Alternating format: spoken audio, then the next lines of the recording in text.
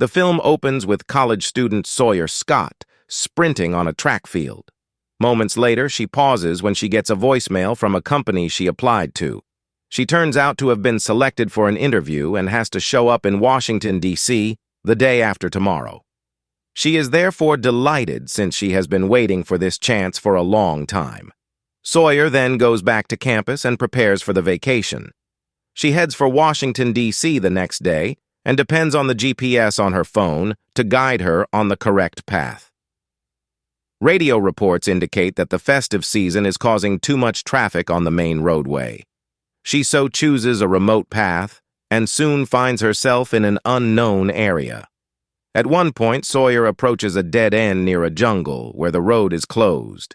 She chooses to press on in search of another path, even if her GPS advises turning around. After a time of driving, she ultimately arrives at a T-junction and pulls over to consult the map. There, we observe two men digging with shovels. They are startled by her car and concerned that she has spotted them. Sawyer then moves away from there, unhappy with her GPS, and pulls out a paper map to locate another route. Soon after, she stops by the wayside and begins examining the map. After a while, a truck suddenly pulls up in front of her, and the two men from earlier get out. They introduce themselves as brothers, Hollister and Buck, and ask if she needs any help. When she explains that she's lost, Hollister takes her map and shows her how to get back on the freeway. Next, Sawyer proceeds to return to her car when Hollister unexpectedly asks her for dinner at his place. She refuses, but he says that it'll be dark soon and she will be unable to reach the highway in time. And then suddenly, Buck attempts to control her, but she removes a knife from his pocket and stabs him. He instantly grabs it back and stabs her in the thighs, but she manages to escape his hands and flees into the woods. Following this, the brothers start following her, but Sawyer hides in a burrow and uses her sweater to disguise her wound. She then throws a rock to the other side to mislead the men, and happily, it works. As it begins to get dark, the brothers call off their search and depart the woods. Meanwhile, after a long hike, a terrified Sawyer sits down in the burrow and soon falls asleep. The next morning, we are brought to the local police station, where a sheriff named Nick receives an urgent call and transmits it to his boss, Doyle. Doyle receives a report about an abandoned car on the side of the road and is asked to check on the owner. The sheriff agrees and heads to the spot, where he uncovers Sawyer's automobile. He also spots a blood stain on the ground and understands something has gone wrong here. Shortly after, Doyle arrives at the brothers' house and inquires about the abandoned automobile on the road. Hollister carelessly states that he does not know it. Doyle also notes that both Buck and Hollister are injured, but they say it was just a hunting mishap. Since the sheriff has no evidence to incriminate them, he simply drives away from there. Elsewhere, Sawyer awakens and tries to move forward, but her legs are still wounded and she is unable to walk properly. She then finds shelter beside a cliff and attempts to tend to her wounds. Despite her perilous condition, Sawyer remains positive, believing that since her car is on the roadside, someone would eventually see it. On the other hand, we see the two men taking the automobile away from the roadside, back to Sawyer, while she's taking a break. Her automobile plunges down a slope, and she hears the brothers cheering. Sawyer overhears Hollister saying that they need to find her immediately, or they will be in trouble. Buck then informs his brother that she is too injured to flee and will probably die shortly. After the men leave, Sawyer walks to her destroyed car and grabs her broken phone. It is still functional, and she detects several missed calls from her mother. She attempts to call back, but there is no signal. Meanwhile, the brothers are searching for her in the nearby region. Hollister spots some bloody leaves on the ground and assumes that she might be nearby. Sawyer then starts traveling all over the jungle, but she still can't get a signal. And to make matters worse, her phone unexpectedly dies owing to a low battery. As it begins to become dark, the unfortunate girl attempts to walk onward, but soon becomes lost and collapses to the ground. In her disoriented state, she notices a man approaching her. She asks him who he is, but before he can answer, she loses consciousness. The next morning, Sawyer wakes up in bed inside a trailer and is astonished to learn that her injuries have been treated and bandaged by someone. Sawyer then goes about and tries to leave, but all the doors are locked. She ultimately arrives across a kitchen, which appears like some type of laboratory. At this point, a man named Lowell approaches her, and it turns out he was the one who brought her here. Sawyer threatens not to approach any closer, but she discovers a bottle of lye on the counter and swiftly tosses it at his face, shortly before she gets disoriented again and falls unconscious. The scene then switches to the police station, where Nick is discussing the abandoned automobile with Doyle. Nick insists that they do a thorough inquiry since he considers the entire thing weird. However, Doyle seems upset by his passion for the matter and instructs him not to overthink it. Nick is skeptical of Buck and Hollister and feels they are involved, but Doyle explains that the brothers are mischievous but not crooks. In the next scene, Sawyer regains consciousness in the trailer as Lowell gives her a meal and a drink. But this time, she finds her hands chained. Sawyer emphasizes that she needs to go to the hospital and call the police, but she ignores her. Shortly later, she discovers him packing meth in the kitchen and takes a taste of the sandwich. Sawyer then identifies herself and describes what happened to her. She tells him that her parents are surely worried about her and requests that he take her to the police. Just then, a vehicle approaches the trailer, and Sawyer begins to yell for aid. But Lowell soon covers her mouth and warns her that if she shouts, they'll kill her. He then urges her to be silent and walks outside, where he is met by Hollister and Buck. It turns out that Lowell is their cousin, and he cooks meth for them. They ask him about the girl who went missing around here, but Lowell says he hasn't seen anyone. While they are talking, Sawyer finds a pot of lye and attempts to use the chemical to break her cords. Meanwhile, Buck and Hollister find it weird that Lowell suddenly didn't welcome them inside or even give them alcohol this time. They feel he could be hiding something, so they venture inside to check. Fortunately, they don't find anyone, and it turns out that Sawyer has already broken free and run away. This makes the brothers satisfied, and they finally drive away from there. Later, we witness a naive Sawyer trudging through the woods, but Lowell soon catches her and violently forces her back to the trailer. Elsewhere at the police station, Nick and Doyle are visited by their supervisor, State Police Commander Slattery. He is quite displeased with Doyle's work and asks for an update on the abandoned automobile case. Deputy Nick says that the car belongs to a couple who gave it to their daughter, named Sawyer. She has been missing for several days and was last seen on her campus. After hearing this, Slattery tells the sheriffs to make the case a top priority and pushes them to find the girl as quickly as possible. Back in the trailer, Lowell informs Sawyer that what she did with the rope was ingenious. She asks him to let her go, vowing not to expose anything about his work. However, Lowell notes that they are 5 miles off the main road and 20 from the next town. He doesn't have a car, and if she tries to go on foot, she will likely run across either Buck or Hollister. Sawyer is still skeptical, so Lowell finally cuts her restraints. He explains that the brothers are heading to Charleston this weekend, so he will borrow their truck and drop her up somewhere safe. Until then, she is free to depart at any time, and he won't stop her. Elsewhere, the brothers are met by Doyle, who is upset with them.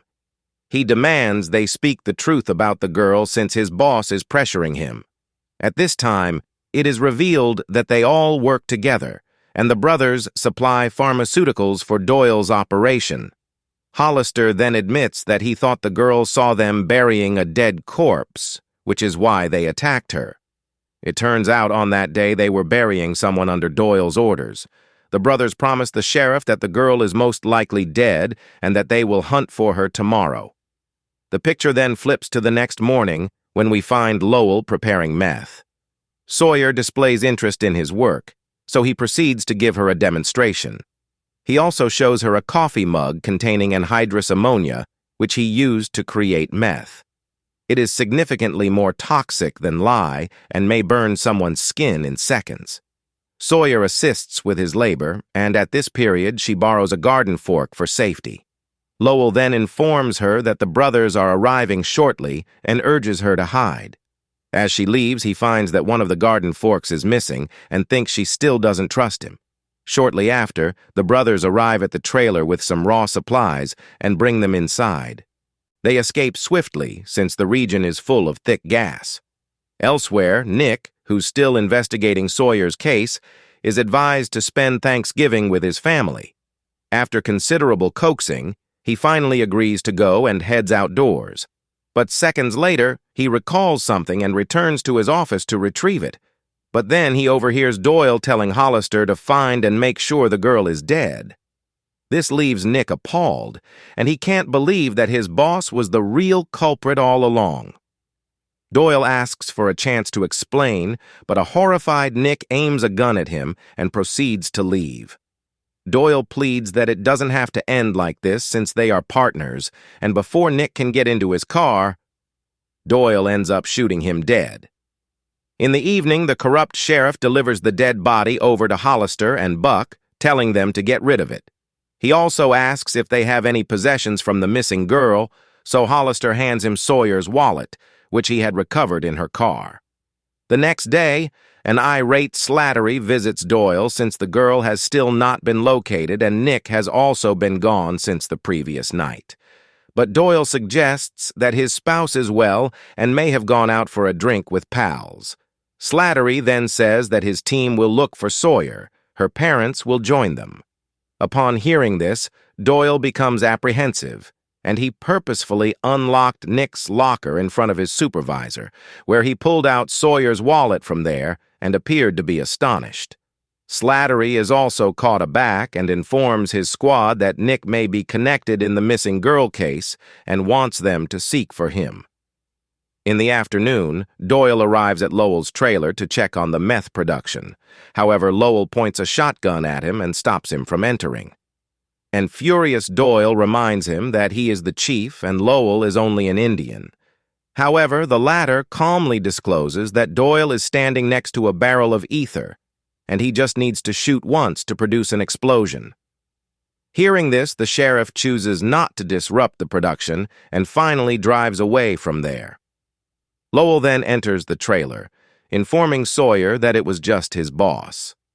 While driving away, Doyle spots the brothers and comments on how rudely their cousin was acting.